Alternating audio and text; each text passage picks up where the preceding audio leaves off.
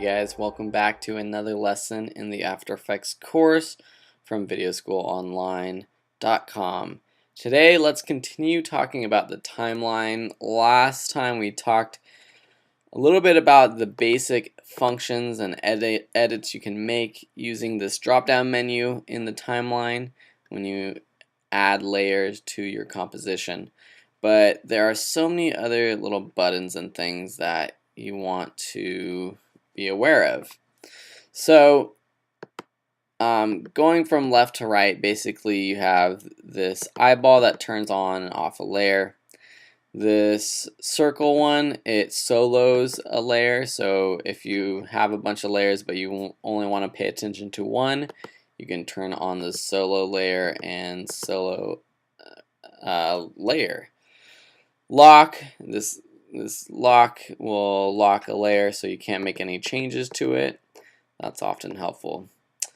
You can change the color of your layers. This helps in organizing, different sections of your animations or different parts. You can organize, group all your photos into a group, all your text with colors. However you want to do that.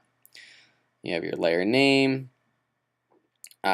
These next few ones I'm not going to talk about down here, but then you have a couple buttons over here.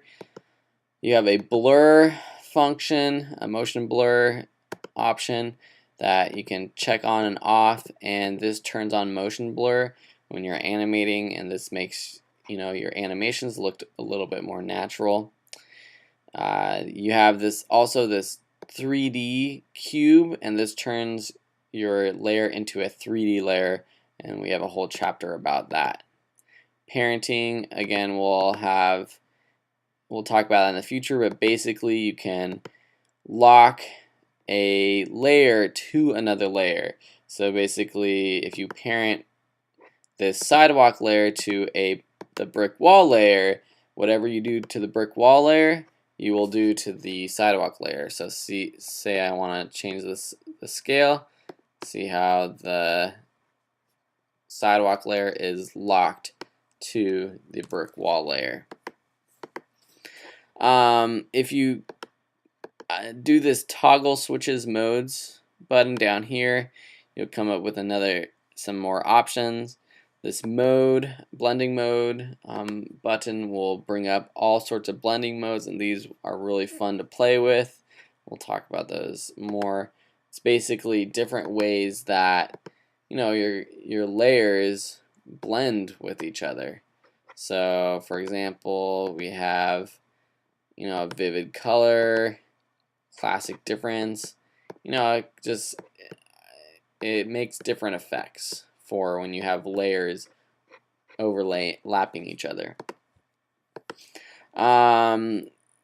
This preserve underline transparency, these things are very advanced, so we'll do those in later lessons. Up here at the top, the one you will need to pay attention to right now is this motion blur. So you have to click this motion blur on to make sure that the motion blur is actually set. What I mean by that is if you don't have this checked, but you have motion blur set for particular layers, even if you render this out, it won't have motion blur unless you enable it by pressing this motion blur button right there. There's different options up here, but those are more advanced. So for now, we'll just stick to the basics. Again, as we talked about in one of the first lessons, this is your timeline. You see the frames and the time up top. You can zoom in by this top light gray bar, clicking on the yellow edge. You can zoom into your work area by this bottom light gray bar, and you can move it around by clicking the gray in the center and sliding it, or increasing the length of time by clicking the yellow edges. Then you have your your workplace wherever you want it to be. So say you have an animation in the first couple seconds and you only want to pay attention to that, then you have it here. To render out your footage, to play it, you can't just press the space bar. Typically, if you have a lot of animations or edits, you are going to have to press, on a Mac, Control 0 is going to render it out. And you can tell it's rendered out because a little green bar appears above your rendered out portion, like that. If you have a keyboard that has a number pad to the right side of your letters, you can press the 0 on the number pad to render out and play your footage. So again, just pressing spacebar, it might work, but typically you'll have to render it out by pressing Control 0 to actually play. So it's a lot different than your regular video editor, Adobe Premiere Pro, Final Cut, iMovie. It's not something where you just go press play, all the time. You don't just put your timer, your little line at 3 seconds, your marker at 3 seconds, and press play. You have to be very intentional about when you play and render it out, because it takes a lot of time and computer energy and memory to render out your footage and play it for you. And you'll get the hang of it as we move forward with actually starting to animate and do things in After Effects. These are still lessons just to get you prepared to start your projects, because After Effects is such a robust and confusing program at the start.